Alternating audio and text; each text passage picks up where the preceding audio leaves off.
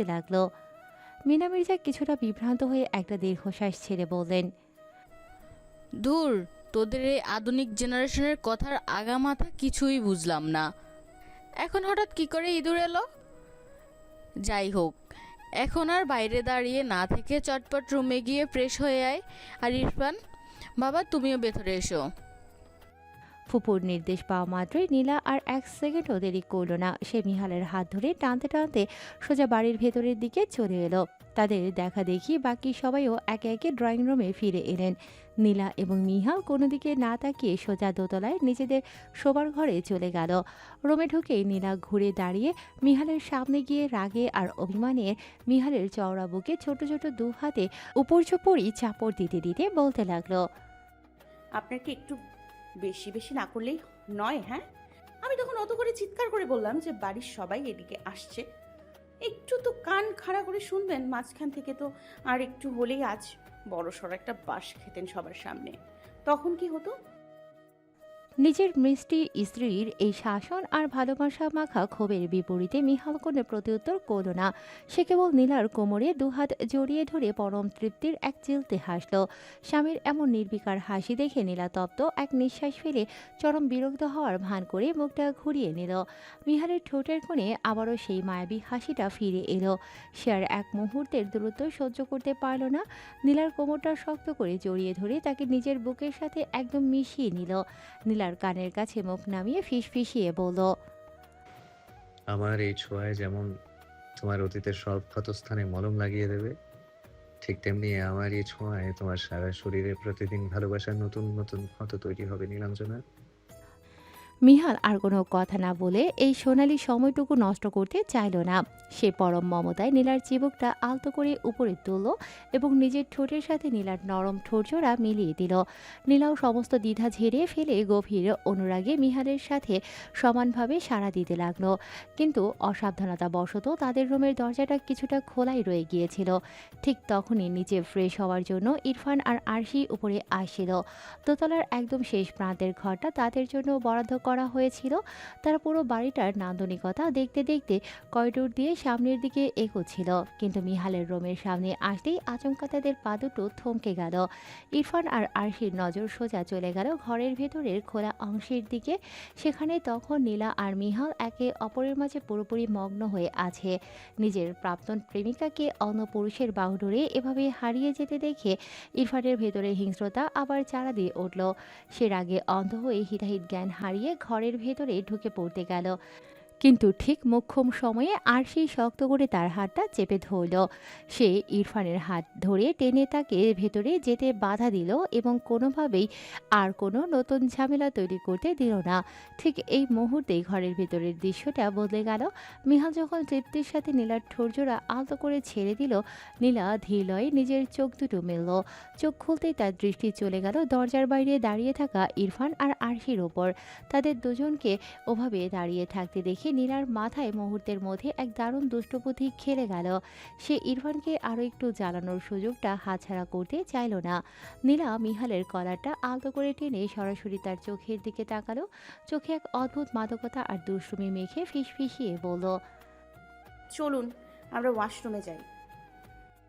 নীলার মুখ থেকে এমন প্রস্তাব শুনে মিহালের মনে হলো সে যেন এক ঝটকায় হাতে আকাশ ছোঁয়া চাঁদ পেয়ে গেছে। এমন সোনালি সুযোগের অপেক্ষাতেই তো সে চাতক পাখির মতো প্রহর গুনছিল। সে আর কোনো মৌখিক উত্তর দেওয়ার প্রয়োজন বোধ করল না। এক মুহূর্ত সময় নষ্ট না করে ক্ষিপ্ততার সাথে নীলাকে পাচাকোলা তুলে নিল এবং সোজা ওয়াশরুমের দিকে পা বাড়ালো। দরজার বাইরে দাঁড়িয়ে থাকা ইরফানের চোখের সামনে পুরো দৃশ্যটা ঘটে গেল।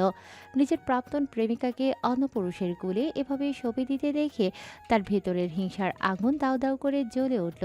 সে রাগে ক্ষোভে আর গজগজ করতে করতে ঝড়ের বেগে করিডোর পেরিয়ে তাদের জন্য বরাদ্দ করা ঘরের দিকে চলে গেল। আর আরশি সেই শূন্য করিডোরে দাঁড়িয়ে দীর্ঘশ্বাস ফেলে মনে মনে ভাবল, নীলা সত্যি কত ভাগ্যবতী, কত গভীর আর নিখাত ভালোবাসা পেয়েছে সে নিজের জীবনে। এদিকে ওয়াশরুমে ঢুকে মিহাল যখন নীলাকে শাওয়ারের নিচে নামিয়ে বসালো, তখন নীলা মিহালের চওড়া কাঁধে দুহাত রাখলো। মিহালের চোখের দিকে তাকিয়ে ঠোঁট বাঁকিয়ে অত্যন্ত স্বাভাবিক গলায় বলল, পুরো শরীরে কাদা মাটি লেগে ভূত হয়ে আছেন, আগে ভালো করে গোসল করে পরিষ্কার হন। খচ্চর লোক কোথাকার। ব্যাস এই একটা বাক্যে মিহালের মনের কোণে জমে থাকা সবটুকু রোমান্স যেন কর্পূরের মতো এক দড়িতে উড়ে গেল। সে মনের ভেতর কত কি রঙিন স্বপ্ন বুনেছিল, অথচ নীলা তার সেই গভীর ভাবনার 12টা বাজিয়ে একদম ধুলোয় মিশিয়ে দিল। সে চরম বিরক্ত হয়ে মুখটা কুঁচকে বলল, হ্যাঁ, আমি ভেবেছিলাম আজ দুজনে মিলে এই চমৎকার সামারের নিচে জমিয়ে রোমান্স করবো, আর তুই সব মাটি করে দিলে। নীলা মিহালের এমন কাচুমাচু মুখ দেখে খিলখিল করে হাসতে হাসতে বলল, আপনার রোম্যান্স করার এত শখ হলে একা একাই করেন। এই বলে সে ঝটপট ঘুরে ওয়াশরুমের দরজার দিকে এগিয়ে গেল। কিন্তু দরজা খুলে বের হওয়ার ঠিক আগের মুহূর্তে তার মনে যেন কি এক মায়ার উদয় হলো। সে আবার চট করে মিহালের কাছাকাছি ফিরে এলো, পায়ের আঙুলে ভর দিয়ে উঁচিয়ে উঠিয়ে মিহালের গালে বেশ শব্দ করে একটা ভালোবাসার চুমু এঁকে দিল। তারপর আর এক সেকেন্ডও না দাঁড়িয়ে দ্রুত পায়ে ওয়াশরুম থেকে বেরিয়ে চলে গেল। মিহাল তো নীলার এই আকস্মিক চুম্বনে একেবারে সাত রাজার ধন পাওয়ার মতো খুশি হয়ে গেল। তার ভেতরের সব বিরক্তি মুহূর্তেই উধাও। সে পরম তৃপ্তিতে শাওয়ার অন করে দিল। পানির ঠান্ডা ফোঁটাগুলো গায়ের উপর পড়তেই সে খুশিতে ওখানে পানির নিচে একা একা নাচতে শুরু করলো। সময় যে কিভাবে ডানা মেলে উড়ে গেল তা বাড়ির কেউ টেরও পেল না। এই যেমন আজ দুপুরে যখন মিহালদের বাড়িতে নীলা, ইকরা আর মুনভির পরিবার এসে পৌঁছলো, তখন চারদিকে কেবল হইচই। আর দেখতে দেখতে সবার সাথে গল্প আর নানামুখী আড্ডায় মেতে উঠতেই ঘড়ির কাঁটা রাত 12টা ছুঁয়ে ফেলল। পুরোটা সময় এই আনন্দের আমেজে কেবল একজনই অনুপস্থিত ছিল, ইরফান। সে নিজের ঘরের কোণে মুখ লুকিয়ে রেখেছিল। এখন রাত গভীর হওয়ায় সবার ঘুমানোর পালা। মিহালদের পুরো বাড়িতে দোতলায় 3টি এবং নিচতলায় 3টি বড় শয়নকক্ষ রয়েছে, আর ছাদে আছে একটি ছোট রুম। সবার সুবিধার কথা চিন্তা করে ঘরগুলো ভাগ করে দেয়া হলো। নিচতলার একটি রুমে একা থাকবে ইকরা, অন্য দুটি রুমের একটিতে মিনা মির্জা ও ওনার স্বামী, আর বাকি রুমটিতে নীলার বাবা নিলয় মির্জা ও ওনার স্ত্রী থাকার জন্য চলে গেলেন। দোতলার আগের মতোই নীলা আর মিহাল তাদের রুমে থাকবে। অন্য দুটি রুমের একটিতে ইমরান মির্জা ও ওনার স্ত্রী, এবং শেষের রুমটিতে জায়গা হলো ইরফান আর আরশির। আর ছাদের সেই ছোট্ট চমৎকার রুমটি ছেড়ে দেওয়া হলো আবির আর ইভাদের জন্য। বাকি রইলেন আকাশ মির্জা ও ওনার স্ত্রী এবং ইকরার বাবা মা। তারা রাতের বেলা মুনভিদের সাথে তাদের বড় বাড়িতে চলে যাওয়ার সিদ্ধান্ত নিলেন। পরিকল্পনা হলো রাতটা সেখানে কাটিয়ে আগামীকাল সাত সকালে তারা আবার এখানে ফিরে আসবেন, কারণ আগামীকাল সবাই মিলে একসাথে পুরো প্যারিস শহর ঘুরে বেড়াবে। পরিকল্পনা মাফিক সবাই যার যার জন্য বরাদ্দ করা রুমের দিকে পা বাড়ালো। নীলা আর মিহাল দায়িত্ব নিয়ে আবির আর ইবাদকে সাথে করে ছাদে নিয়ে গেল এবং তাদের রুমটা গুছিয়ে দেখিয়ে দিল। দুই ভাইকে শুভরাত্রি জানিয়ে তারা যেই না ছাদ থেকে নিচে নেমে আসার জন্য ঘুরবে, ঠিক তখনই সিঁড়ি বেয়ে আরশি ছাদে এসে হাজির হলো। মাঝরাতে চাঁদের আলোয় আচমকা আরশিকে এভাবে সামনে এসে দাঁড়াতে দেখে নীলা এবং মিহাল দুজনেই নিজেদের গুটিয়ে নিল এবং তাদের হাঁটার গতি থামিয়ে সোজা হয়ে দাঁড়িয়ে পড়ল। আরশি অত্যন্ত অপরাধী চোখে নীলার দিকে তাকালো। তার কণ্ঠস্বরে তখন এক বুক আকুলতা আর অনুরোধের সুর। নীলা, তোর সাথে কিছু কথা ছিল। আরশির মুখ থেকে এই আকস্মিক অনুরোধ শুনে মিহাল সাথে সাথে তীক্ষ্ণ নজরে নীলার দিকে তাকালো। মিহাল খুব ভালো করেই জানে অতীতে এই আরশির ধোঁকা আর বিশ্বাসঘাতকতার কারণে নীলার সরল মনটা ঠিক কতটা ক্ষতবিক্ষত হয়েছিল। সে কোনোভাবেই চায় না অতীতের কোনো কালো ছায়া এসে তার নীলাঞ্জনাকে আবার নতুন করে আঘাত করুক। মিহাল আগ বাড়িয়ে আরশিকে করা কিছু একটা বলতে যাবে, ঠিক তখনই নীলা তাকে থামিয়ে দিয়ে বলল, ঠিক আছে, বলো। তারপর নীলা যখন মিহালের চোখের দিকে তাকালো, মিহাল তার চোখের সেই শান্ত ভাব দেখে আর দ্বিমত করল না। সে মৃদু মাথা নেড়ে সম্মতি জানালো। নীলা ধীর পায়ে ছাদের এক কোণে থাকা বসার জায়গাটার দিকে এগিয়ে গেল। আরশিও বাধ্য মেয়ের মতো তার পেছন পেছন হেঁটে এলো। অন্যদিকে মিহাল পুরো পরিস্থিতির ওপর নজর রাখতে ছাদের দরজার সাথে শরীর ঠেকিয়ে হাত ভাঁজ করে দাঁড়িয়ে রইল। আরশি কিছুটা সময় চুপ করে রইল, যেন কথাগুলো গুছিয়ে নেওয়ার চেষ্টা করছে। তারপর নীলার চোখের দিকে তাকিয়ে একদম নিচু গলায় জিজ্ঞেস করল, কেমন আছিস নীলা? নীলা এতটুকু বিচলিত হলো না। সে ঠোঁটের কোণে এক চিলতে তৃপ্তির মায়াবী হাসি ফুটিয়ে অত্যন্ত স্বাভাবিকভাবে জবাব দিল, আলহামদুলিল্লাহ, আগে যে অবস্থায় ছিলাম তার থেকে এখন শতগুণে ভালো আছি। আর সে নিজের ভেতরের হাহাকারটুকু চেপে একটি আলতো মলিন হাসি হাসলো। তারপর বলল, যাক, শুনে সত্যি খুব খুশি হলাম। তা আমাকে একবারও জিজ্ঞাসা করবি না? যে আমি কেমন আছি? নীলা একদম নির্লিপ্ত ও উদাসীন ভঙ্গিতে জবাব দিল। তুই তো তোর নিজের পছন্দের নিজের ভালোবাসার মানুষকেই বিয়ে করেছিস, তার মানে স্বাভাবিকভাবেই তুইও বড্ড সুখে আছিস। নীলার এই সাঁচা ছোলা কথাটি শুনে আরশির ঠোঁটের কোণে এক তীব্র তাচ্ছিল ওর আত্মগ্লানির হাসি ফুটে উঠল। সে আকাশে চাঁদের দিকে তাকিয়ে অত্যন্ত ভারী গলায় বলল, অন্যের সুখ এভাবে কেড়ে নিয়ে কাউকে ধোকা দিয়ে আসলে নিজে কখনো সুখী হওয়া যায় না রে নীলা। আমি সুখী নেই। আরশির মুখ থেকে এমন অকপট স্বীকারোক্তি শুনে নীলা মনে মনে কিছুটা চমকে গেল। ক্ষণিকের জন্য সে স্তব্ধ হয়ে থমকে দাঁড়ালো। অতীতের সব ভাঙা স্বপ্নের কথা মনে পড়তেই তার বুক চিরে একটি তপ্ত দীর্ঘ নিঃশ্বাস বেরিয়ে এলো। সে বুঝতে পারছে না আরশি আদৌ কি শুধরে গিয়েছে, নিজের কৃতকর্মের জন্য কি আফসোস করছে, নাকি এগুলো নাটক। সে নিজেকে সামলে নিয়ে অত্যন্ত শান্ত গলায় বলল, একটা কথা মনে রাখিস আর্শ, পাপ কখনো বাপকেও ছাড়ে না। প্রকৃতির নিয়ম এটাই যে যেমন বীজ বুনেছে সে তেমনই ফল কাটবে। কিন্তু এই পুরো পরিধির মাঝে সবচেয়ে বড় বিষয় হলো নিজের ভুলটাকে সময় থাকতে বুঝতে পারা। কিছু কিছু ভুল জীবনে এমন থাকে যেগুলো হাজার চেষ্টা করলেও আর কখনো সংশোধন করা যায় না, বা অতীতে ফিরে গিয়ে মুছে ফেলা যায় না। কিন্তু সেই ভুলগুলো অন্তত নিজের বিবেকের কাছে অনুধাবন করতে পেরে নিজেকে ভেতর থেকে শুধরে নেওয়াটাই আসল ব্যাপার। নিজের ভেতরের সবটুকু পরিপক্কতা দিয়ে এই গভীর কথাগুলো বলে নীলা আর এক মুহূর্ত সেখানে দাঁড়ালো না। সে ধীর পায়ে মিহালের দিকে এগিয়ে চলে এলো। তার এই প্রতিটি শব্দ ছিল আরশির জীবনের চরম ভুলের জন্য এক নীরব অমূল্য উপদেশ। আরশি সে চাঁদের আলোয় ছাদের এক কোণে একা দাঁড়িয়ে রইল, আর তার চোখ বেয়ে টপ টপ করে জল গড়িয়ে পড়তে লাগলো এবং মনে মনে সে কিছু ভাবতে লাগলো। নীলা মিহালের কাছাকাছি আসতেই মিহাল অত্যন্ত যত্ন নিয়ে তার মুখের দিকে তাকালো এবং মৃদু কণ্ঠে জিজ্ঞেস করল, ঠিক আছো তো নীলাঞ্জনা? নীলা ক্ষণিকের জন্য মিহালের সেই অত্যন্ত প্রহরীর মতো চাহনি দেখল। তারপর মনের সমস্ত মেঘ সরিয়ে ঠোঁটের কোণে এক চিলতে মায়াবী মুচকি হাসি ফুটিয়ে তুলল।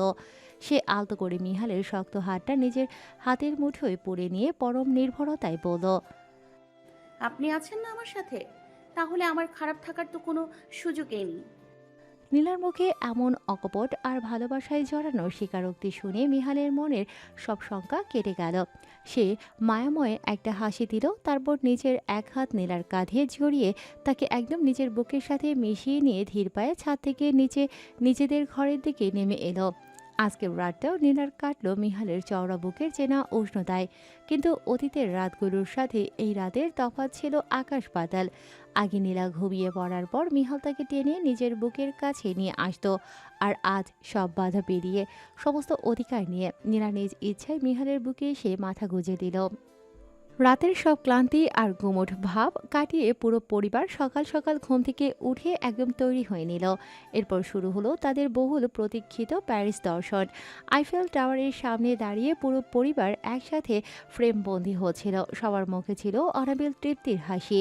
আইফেল টাওয়ারের চত্বর থেকে শুরু করে প্যারিসের নান্দনিক রাস্তাঘাট, ঐতিহাসিক স্থাপত্য আর লুভর মিউজিয়ামের আশেপাশে কয়েকটি মনোরম এলাকা তারা সারাদিন ধরে মনের আনন্দে ঘুরে বেড়ালো। আবির আর ইবাদের খুনসুটি, ইকরা আর মনভীর অবিরাম ছবি তোলার ধুম, আর বড়দের মধ্যকার পুরনো দিনের গল্প, সব মিলিয়ে চারপাশটা এক উৎসব মুখর আমেজে মেতে রইল। এর মাঝেও মিহাল আর নীলা বারবার একে অপরের চোখের ভাষায় হারিয়ে যাচ্ছিল। দুপুরে এবং রাতে সবাই মিলে প্যারিসের বিখ্যাত সব রেস্তোরাঁয় বসে খাওয়া দাওয়া সারল। সারাদিনের এই আনন্দঘন ও ক্লান্তিকর ঘোরাঘুরি শেষে যখন তারা রাতে বাড়ি ফিরল, তখন সবার শরীর অবসাদে ভেঙে পড়ছিল। কোনো রকম বাড়তি ঝামেলা ছাড়াই এক বুক সুখের স্মৃতি নিয়ে যে যার মতো নিজের ঘরে চলে গেল এবং দ্রুতই গভীর ঘুমে তলিয়ে পড়ল।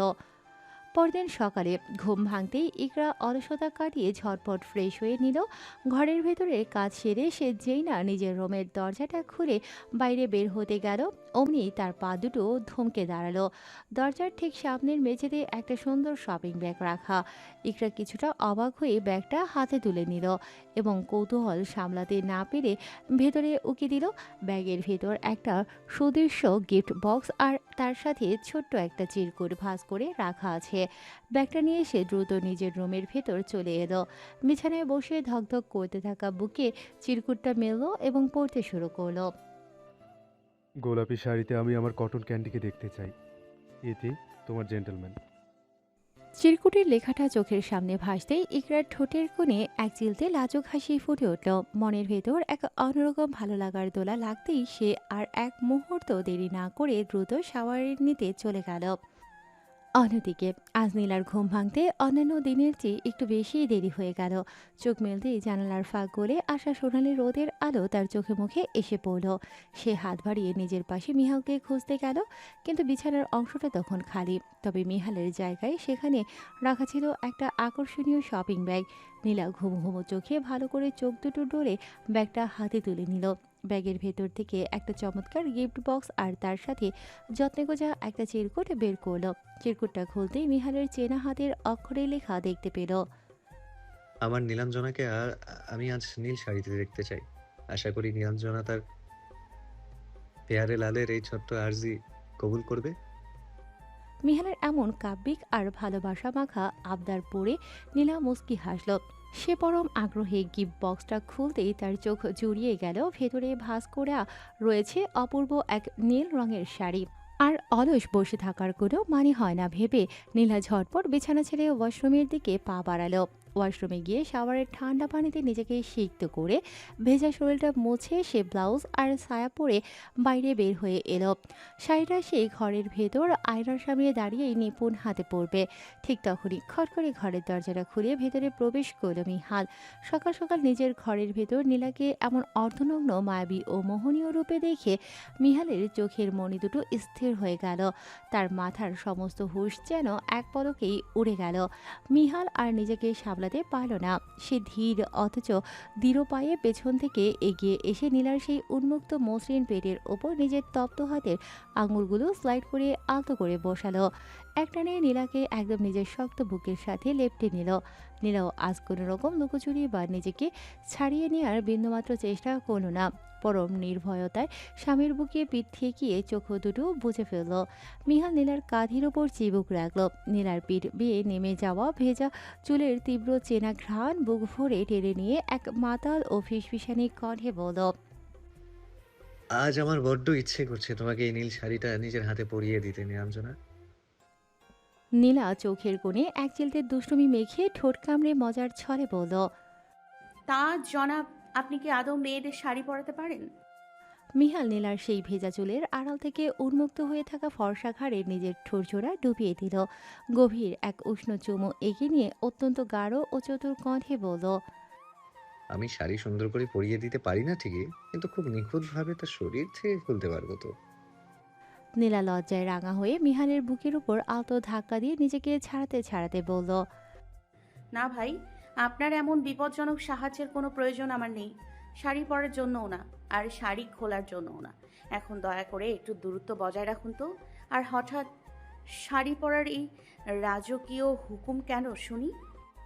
মিহাল ঠোঁটের কোণে এক রহস্যময় হাসি ফুটিয়ে তুলল, বলল, সেটা একটা বড় সারপ্রাইজ নীলাঞ্জনা, সময় হলেই দেখতে পাবে।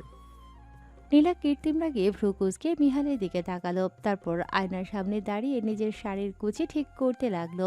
মিহাল নীলার সামনে হাঁটু গেড়ে বসে তার শাড়ির কুচি ঠিক করে দিল এবং আর তাকে বিরক্ত না করে নীলার নরম গালে চট করে একটা বিদায়ী চুমু খেলো। তারপর বলল, তুমি সুন্দর করে তৈরি হয়ে নিচে যাও, আমি ঝটপট একটা শাওয়ার নিয়ে আসছি। এই বলেই মিহাল গুনগুন করে গান গাইতে গাইতে ওয়াশরুমে ঢুকে গেল। নীলা পরম যত্নে নীল রঙের শাড়িটি পরল। শাড়ির সাথে ম্যাচিং করে মাথায় একটা সুন্দর হিজাব বাঁধল। আয়নায় নিজেকে একবার দেখে নিয়ে চোখে হালকা করে কালো কাজল টানল আর ঠোঁটে ছুঁয়ে দিল সামান্য লিপ গ্লস। ব্যাস, তাতেই যেন রূপের এক নতুন দ্যুতি ছড়ালো। সাজগোজ শেষ করে সে ঘর থেকে বের হয়ে ধীর পায়ে সিঁড়ি বেয়ে নিচে নেমে এলো। ড্রয়িং রুমে পা রাখতেই নীলা দেখল পুরো পরিবারের সবাই একসাথে জমকালোভাবে উপস্থিত। সবচেয়ে বড় চমক ছিল ইকরাম। সেও একটা মিষ্টি গোলাপি রঙের শাড়ি পরে এক কোণে লাজুক মুখে দাঁড়িয়ে আছে। নীলাকে নিচে নামতে দেখে বাড়ির বড়রা একযোগে তার রূপের প্রশংসা শুরু করে দিল। মায়াবী নীল শাড়িতে তাকে যেন নীল পরীর মতো লাগছিল। নীলা খেয়াল করলো ইকরার গোলাপি শাড়ির সাথে মিলিয়ে মনভিও একই রঙের কাপড় পরে দাঁড়িয়ে আছে। দুই বন্ধুর এই যুগলবন্দি দেখে নীলার মনে মনে একটা ধারণা হলো তার স্বামীও নিশ্চয়ই তার সাথে রং মিলিয়ে কিছু একটা পরে আসবে। ঠিক তখনই দোতলার সিঁড়ি বেয়ে রাজকীয় ভঙ্গিতে নিচে নামতে লাগলো নিহাল। তার পরনে ছিল একটি রূপলি রঙের ফর্মাল প্যান্ট, সাধারণ শার্ট আর তার উপর চাপানো একটি নিখুঁত নীল রঙের ব্লেজার। নীলার নীল শাড়ির সাথে মিহালের নীল ব্লেজার একদম পারফেক্ট ম্যাচিং হয়ে গেল। ঘরের চারজন তরুণ তরুণীর অর্থাৎ ইকরা, মনভি এবং নীলা মিহালের এই চমৎকার ম্যাচিং করা পোশাক আর তাদের রূপের ছটা দেখে উপস্থিত সবাই প্রশংসায় পঞ্চমুখ হয়ে উঠলেন। কিন্তু পুরো ড্রয়িং রুমের এই আনন্দঘন পরিবেশ আর সবার মুখে মিহাল নীলার এমন জয় জয়কার পাশে দাঁড়িয়ে থাকা ইরফানের পক্ষে আর সহ্য করা সম্ভব হলো না। ঈর্ষা আর অপমানের এক তীব্র আগুন তার ভেতরটা আবার পুড়িয়ে খাক করে দিতে লাগলো। সে আর এক মুহূর্ত সেখানে দাঁড়িয়ে না থেকে সবার এই সুখানুভূতি দেখতে চাইল না। নিজের মুখটা কুঁচকিয়ে হাত দিয়ে পেট চেপে ধরে হঠাৎ ভীষণ পেট ব্যথা করছে এমন এক কাঁচা বাহানা দাঁড় করালো। তারপর সবার সামনে থেকে গজগজ করতে করতে হনহনিয়ে নিজের ঘরের দিকে চলে গেল। মিনা মির্জা ডাইনিং টেবিল থেকে একটু এগিয়ে এসে সবার উদ্দেশ্যে বেশ ঘোষণা দেওয়ার মতো করে বললেন, আজ কিন্তু আমাদের সকালের খাবার এই বাড়িতে হচ্ছে না। আজ আমরা সবাই মিলে বাইরে একটা বিশেষ জায়গায় খেতে যাব। ফুপুর এমন আকস্মিক কথায় নীলা আর ইকরা একসাথে বেশ অবাক হয়ে গেল। তারা চোখ গোল গোল করে বলল, কি বলছো ফুপু? আমরা তো আগে থেকে এই ব্যাপারে কিছু জানতাম না। ঠিক তখনই ড্রয়িং রুমে উপস্থিত পরিবারের বড় ছোট সবাই একসাথে সমস্বরে চিৎকার করে বলে উঠল, সারপ্রাইজ! সবার এমন সমবেত আর আনন্দঘন চিৎকার শুনে নীলা এবং ইকরা নিজেদের আর ধরে রাখতে পারল না। তারা দুজনেই খিলখিল করে হেসে উঠল। তবে সময় বেশি নেই দেখে মিহাল আর মনভি সবাইকে তাড়া দিতে লাগলো। আরে সবাই এবার জলদি করো, ঠিক সময় পৌঁছতে না পারলে কিন্তু পুরো প্ল্যানটাই ভেস্তে যাবে। মিহাল আর মনভির তাড়া খেয়ে সবাই দ্রুত বাড়ি থেকে বের হয়ে পার্কিং লটের দিকে এগিয়ে গেল এবং যে যার মতো নির্ধারিত গাড়িগুলোতে উঠে বসল। তবে এই বিশাল আনন্দ যাত্রায় ইরফান কিন্তু শেষ পর্যন্ত সামিল হলো না। সে নিজের সাজানো অসুস্থতার বাহানা ধরে অলসভাবে বাড়িতেই রয়ে গেল। আর স্বামীর এমন আকস্মিক অসুস্থতার কথা শুনে নিজের ইচ্ছে না থাকা সত্ত্বেও আরশিকে বাধ্য হয়ে মনের কষ্ট চেপে বাড়িতেই তার দেখাশোনার জন্য থেকে যেতে হলো। সবাই চলে যাওয়ার পর পুরো বাড়িটায় এক থমথমে নীরবতা নেমে এলো। ইরফান তাদের জন্য বরাদ্দ করা ঘরের বারান্দার ইজি চেয়ারে বসে শূন্য দৃষ্টিতে বাইরের দিকে তাকিয়ে গভীর কিছু একটা ভাবছিল। তার চোখের কোণে তখনও এক অদ্ভুত অস্থিরতা আর পরাজয়ের গ্লানি স্পষ্ট। ঠিক এমন সময় আরশি পা টিপে টিপে বারান্দার তার একদম কাছাকাছি এসে দাঁড়ালো। অত্যন্ত নরম ও আকুল কণ্ঠে বলল, শোনো না, যা কিছু ঘটেছে সেসব তিক্ত স্মৃতি ভুলে গিয়ে আমরা কি আবার নতুন করে আমাদের জীবনটা শুরু করতে পারি না? আরশির মুখ থেকে এমন অভাবনীয় আর পরিণত কথা শুনে ইরফান ভীষণ অবাক হলো। সে চট করে মাথা ঘুরিয়ে আরশির মুখের দিকে তাকালো। তার চোখের তীক্ষ্ণ চাহনি দিয়ে সে আরশির ভেতরের আসল মতলব বা উদ্দেশ্যটা বোঝার চেষ্টা করতে লাগলো। এই মেয়েটি সত্যি মন থেকে বলছে নাকি এর পেছনে অন্য কোনো চাল আছে? ইরফানকে নীরব দেখে আরশি আবার একটু এগিয়ে এসে ওনার হাতটা আলতো করে ছুঁয়ে বলল, অতীতে যা হওয়ার তা তো হয়েই গেছে। সেসব ভুল আর অন্যায়ের বোঝা টেনে আজ আমাদের বর্তমান আর ভবিষ্যৎ নষ্ট করার কোনো প্রয়োজন নেই। অতীতকে যদি আমরা চিরতরে ভুলে যেতে পারি তবেই হয়তো আমাদের বর্তমান আর সামনের দিনগুলো অনেক বেশি সুন্দর আর মায়াময় হবে। আরশির এই শান্ত ও গভীর কথাগুলো ইরফানের মস্তিষ্কে গিয়ে আঘাত করল। সে কিছুক্ষণ চুপ করে থেকে আরশির কথার গভীরতা অনুধাবন করার চেষ্টা করল। হয়তো তার নিজের ভেতরেও এক ধরনের ক্লান্তি ভর করেছিল। সে আর কোনো বাক্য ব্যয় না করে আরশির হাতটা আলতো করে টেনে তাকে নিজের একদম কাছে নিয়ে এলো। পরম মমতায় আরশির কপালে নিজের ঠোঁট ছুঁয়ে গভীর একটা চুমু আঁকল। তারপর আরশিকে নিজের শক্ত বুকের সাথে জড়িয়ে ধরে চোখ দুটো বন্ধ করে দুরূহ কোনো ভাবনায় ডুবে গেল।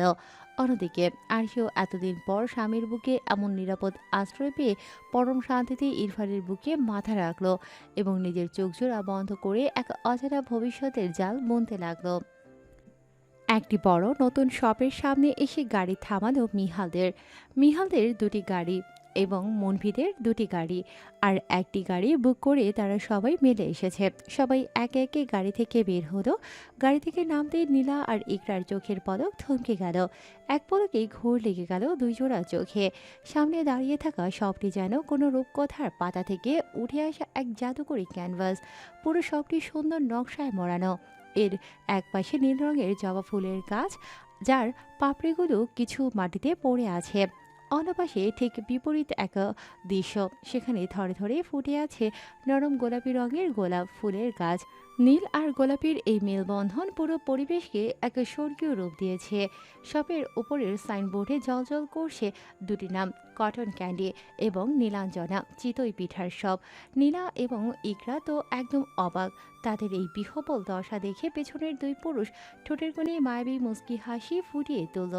এই চমৎকার সারপ্রাইজটি যে তাদেরই দেয়া। নীলা এবং ইকরার চোখের সেই সীমাহীন বিস্ময় আর আনন্দ দেখে তাদের বুকটা এক অজানা সুখে ভরে উঠল। মুগ্ধতার রেশ কাটার আগে নীলা এবং ইকরা ধীরে ধীরে শপের দিকে এগিয়ে যেতে লাগলো। তাদের ঠিক পেছনে পেছনে হেঁটে আসছে তাদের পরিবার। সবার মুখেই তখন তৃপ্তির হাসি আর প্রশংসার গুঞ্জন।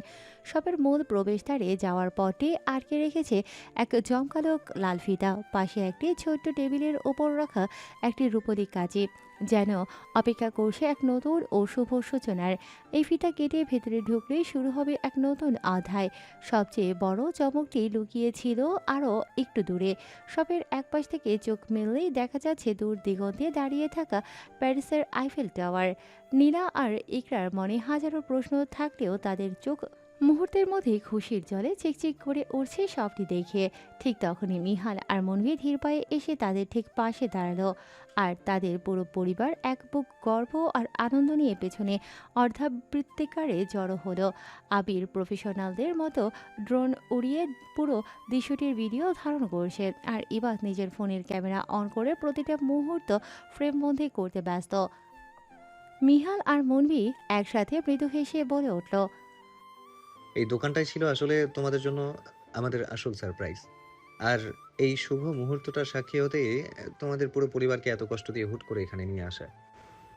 মনভি আর মিহালের কথাগুলো শুনে নীলা আর ইকরা পেছনেই ঘুরে তাকালো। তারা দেখলো তাদের বাবা মা চাচা জেঠারা প্রত্যেকে তাদের দিকে তাকিয়ে পরম তৃপ্তির মুস্কি হাসি হাসেন এবং মাথা নাড়িয়ে সায় দিচ্ছেন। মুহূর্তে দুই বান্ধবীর চোখ খুশির বন্যায় ভেসে গেল। যখন তারা ছোট্ট পরিসরে চিতই পিঠার বিজনেস শুরু করেছিল, তখন রাত জেগে তারা দুজনে মিলে স্বপ্ন বলেছিল একদিন কষ্ট করে টাকা জমিয়ে নিজেদের একটা স্থায়ী দোকান দেবে। আজ চোখের পলকে সেই অসম্ভব স্বপ্নটা এভাবে বাস্তব রূপ নিল তা তারা কল্পনাও করতে পারেনি।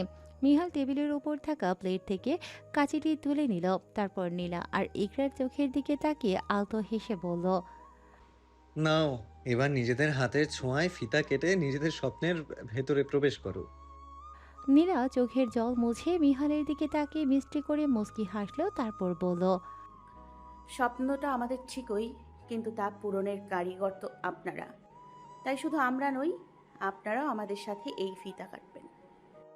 পাশে দাঁড়িয়ে ইকরাও বেশ জোরে দিয়ে নীলার কথায় সায় দিল। প্রিয়সীদের এমন ভালোবাসাময় আবদার আর ফেরাতে পারল না দুই যুবক। নীলা কাঁচিটি ধরতেই মিহাল পরম মমতায় নিজের শক্ত হাতটা নীলার হাতের উপর রাখল, আর ওদিকে ইকরার হাতের উপর মনভি নিজের হাত রেখে চারজন মিলে একসাথে সেই লাল ফিতাটি কেটে ফেলল। ফিতা কাটা শেষ হতেই পেছনের পুরো পরিবার একসাথে তুমুল করতালি দিয়ে চারপাশ মুখরিত করে তুলল। আবির আর ইবাদ আনন্দের চোটে চিৎকার করে উঠল। চারপাশ মিলিয়ে এক বুক গর্ব আর একরাশ নতুন স্বপ্ন নিয়ে একসাথে সেই নতুন শপের ভেতর প্রথম পা রাখলো। আর তাদের ঠিক পেছন পেছন পরম শান্তিতে পা বাড়ালেন তাদের পরিবারের সদস্যরা। ভেতরের নান্দনিক ডেকোরেশন আর নিজেদের মেয়েদের এত বড় সাফল্য ও ভাগ্য দেখে নীলা এবং ইকরার মায়েরা আর নিজেদের চোখের জল ধরে রাখতে পারলেন না। তারা খুশিতে ও গর্বে একে অপরকে জড়িয়ে ধরে কেঁদে ফেললেন। সবাই মিলে দোকানটা ঘুরে ঘুরে দেখতে লাগলো। তাদের চোখের কোণে তখন আনন্দের এক মায়াবী ঝিলিক। দোতলার এই বিশাল শপটিতে অসম্ভব সুন্দর করে সাজানো হয়েছে। পুরো ডেকোরেশনের আধিপত্য ছড়াচ্ছে হালকা নীল আর মিষ্টি গোলাপি রঙের ছোঁয়া। দোকানের একপাশে বেশি আধুনিক কায়দায় পিঠা বানানোর লাইভ স্টেশন করা হয়েছে, আর কাস্টমারদের বসার জায়গাগুলো এতটাই নান্দনিক যে সেখান থেকে কাচের দেয়াল গলে প্যারিসের আইফেল টাওয়ারের সম্পূর্ণ সৌন্দর্য এক পলকে উপভোগ করা যায়। পুরো সবটা ঘুরে দেখে এক তৃপ্তির নিঃশ্বাস ফেলে নীলা আর ইকরা যেই না পেছনের দিকে ঘুরলো অমনি তাদের চোখ ছানা পড়া। তারা দেখলো মুনভি ইকরার সামনে এক হাঁটু গেড়ে মেঝেতে বসে পড়েছে। উপস্থিত সবার মুখে তখন এক চিলতে রহস্যময় হাসি। নীলার আর বসতে বাকি রইল না যে ঠিক এই মুহূর্তে এখানে কি কাণ্ড ঘটতে চলেছে। সে আলতো পায়ে একটু পাশে সরে গিয়ে মিহালের একদম কাছাকাছি গিয়ে দাঁড়ালো।